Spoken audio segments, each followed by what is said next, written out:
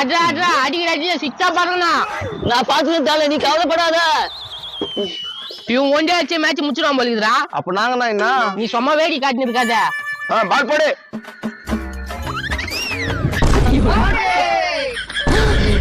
டேய் என்னடா பண்ண? அக்கல் அடிக்குது சொல்லுங்க, அதுக்குள்ள பால் வந்துச்சா?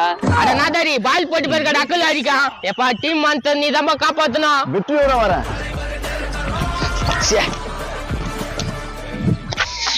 சாரி தல.